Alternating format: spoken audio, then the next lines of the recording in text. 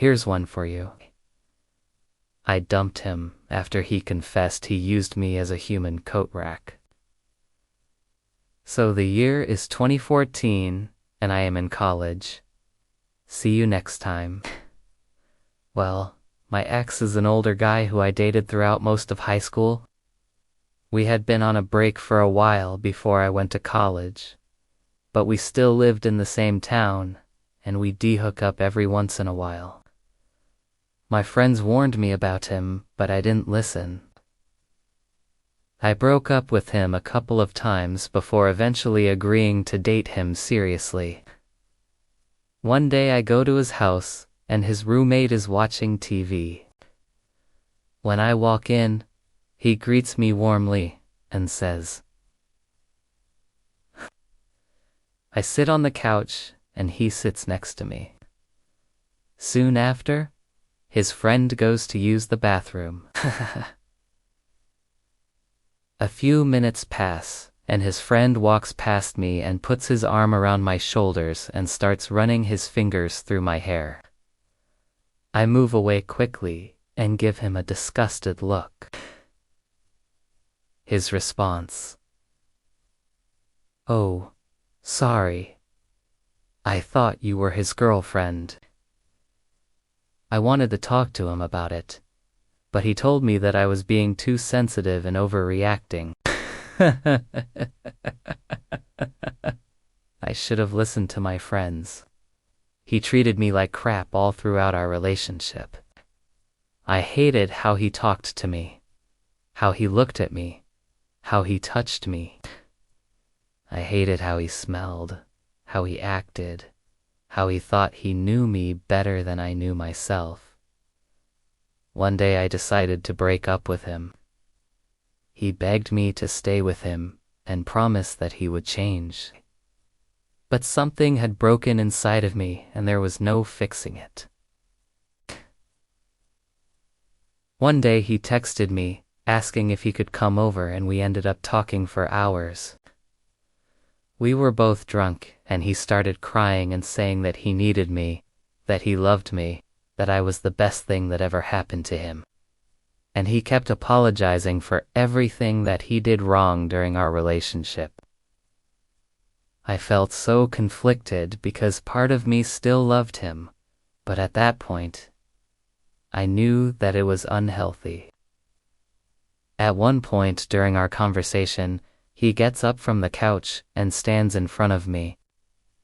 He takes his sweater off and tells me to put it on. I refused at first, but then he insisted, saying that I would look cute in it. I agreed and I put it on. It smelled like him.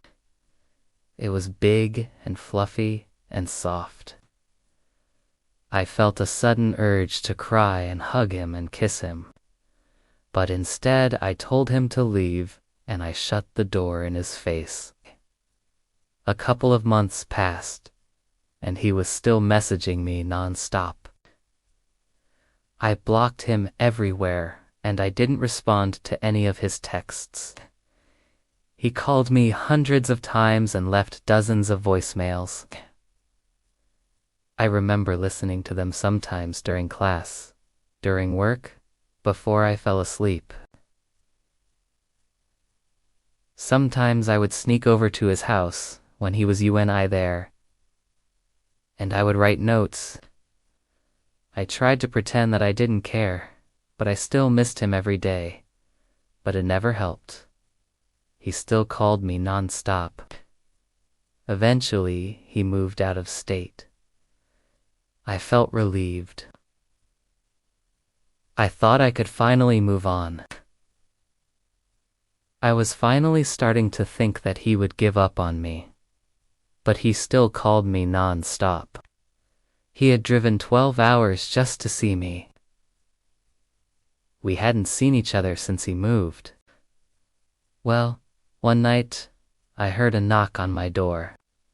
I opened it, and who do I see? Him. I was so shocked and surprised that he actually came. He told me that he couldn't take it anymore. He had to see me. I let him in, and we cuddled on the couch and watched movies, and he fell asleep on my shoulder.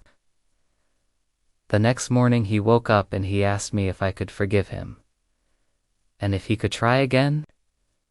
I thought that he had changed. Looking back, I know that he hadn't changed at all. He was just really good at acting. I lasted a month before breaking up with him again. He was controlling and manipulative, and I was miserable.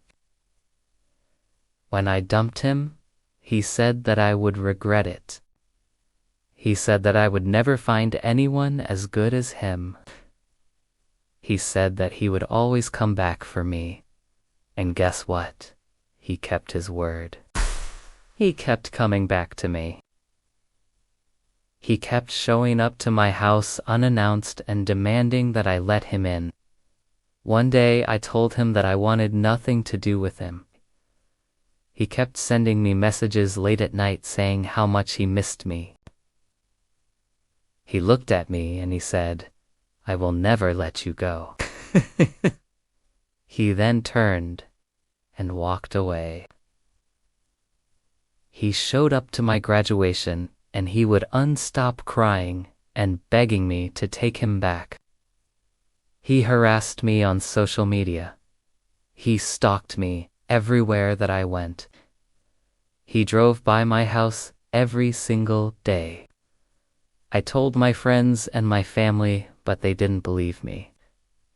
They all thought that I was making it up, that I didn't want him to ever contact me again, that he had to stay away from me. I didn't listen to my friends. I didn't leave him alone. I thought I could reason with him. I thought I could explain to him that he needed to respect my wishes. I couldn't get away from him. I couldn't escape him. But I was wrong. He wouldn't listen. He wouldn't leave me alone. I saw him every day, every single day.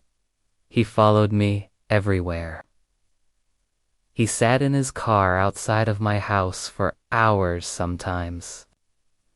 He sent me hundreds of texts and voicemails every day. He wouldn't stop calling me. I was terrified.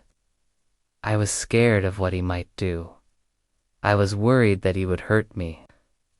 But deep down, I knew that he would never hurt me intentionally. I knew that he loved me too much to ever do that. He looked at me and he said, "No, you're mine." He never drove by my house again. He never called me again. I thought that if I could just get him to calm down, then everything would be okay.